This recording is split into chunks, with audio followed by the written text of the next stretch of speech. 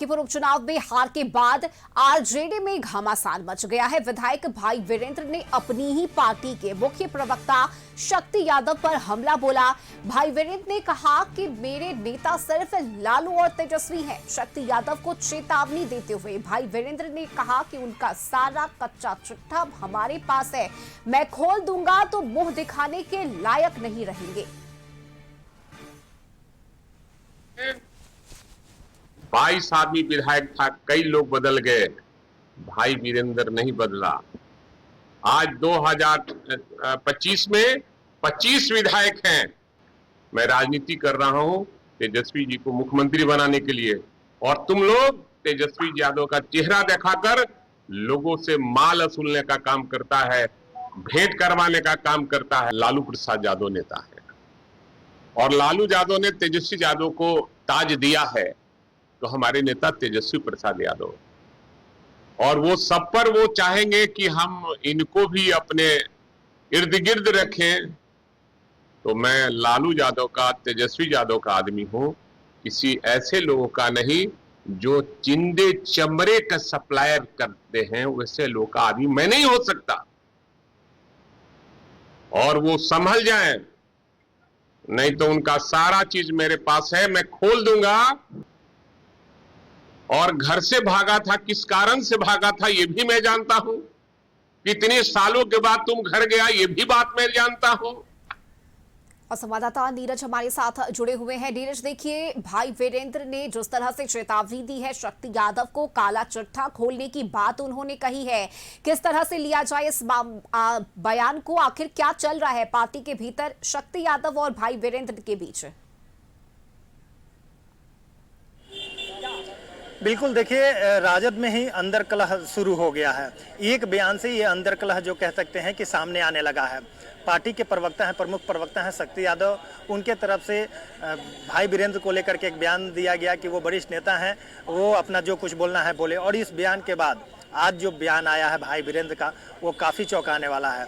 उन्होंने सीधे तौर पे शक्ति यादव पर कटाक्ष किया, और कटाक्ष नहीं किया बल्कि शक्ति यादव का जो काला चिट्ठा भाई वीरेंद्र के पास है उसको लेकर के भाई वीरेंद्र ने स्पष्ट रूप से कह दिया है कि अगर हम काला चिट्ठा खोल दें तो शक्ति यादव मुंह दिखाने लायक नहीं रहेंगे। उन्होंने ये भी आरोप लगाया कि लालू प्रसाद यादव और तेजस्वी प्रसाद यादव के साथ फोटो खिंचवा करके लोगों से मिलवाने के लिए पैसा लेने का काम करते हैं।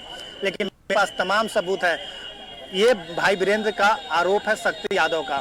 निश्चित तौर पे कह सकते हैं कि इस बयान के बाद राजद परिवार में ही अंदर कलह शुरू हो गया है। एक दूसरे पर लोग आरोप लगाते थे, लेकिन आज अब पार्टी के ही अंदर, और इसके पहले की अगर हम बात करें रश्मि, तो मृत्युंजय तिवारी जो बीजेपी में ज्वाइन कर लिए, वो भी राजद के प्रवक्ता थे, वो भी आरोप लगा करके ही भारतीय जनता पार्टी का दामन थामे। अब भारतीय जनता पार्टी के वो सदस्य हो गए।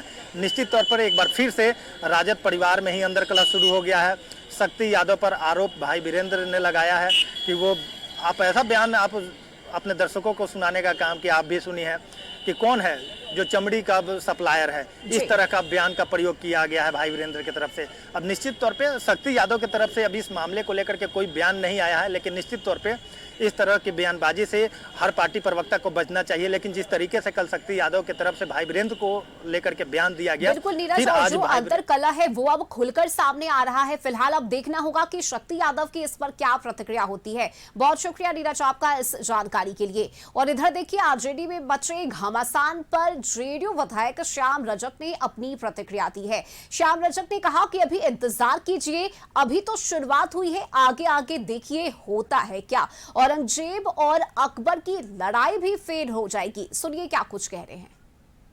प्रस्तुत करना चाहिए, मैं चुनौती देता हूं, अगर उनकी बात में सच्चाई है तो वो तथ्य प्रस्तुत करें, अन्यथा अलबल बयान करके वो सिर्फ अपना टीआरपी बढ़ाना चाहते हैं। वो टीआरपी बढ़ने वाला नहीं है, जनता की नजरों से वो गायब हो चुके हैं। वो अपनी बातों का, अपने वक्तव्यों का तथ्य के साथ वो अपनी वक्तव्य को कहें तो सरकार उस पर कार्रवाई करेगी। चुनाव के 2 दिन पहले आकर के सिर्फ ये शो करते हैं कि हम बहुत ईमानदारी से मेहनत करने का काम कर रहे हैं। ये सारी चीज़ें अब गर्त में चली गई। अब इतनी बड़ी घमासान होगी कि राजनीति के इतिहास में औरंगजेब और शाहजहां भी कौन हो।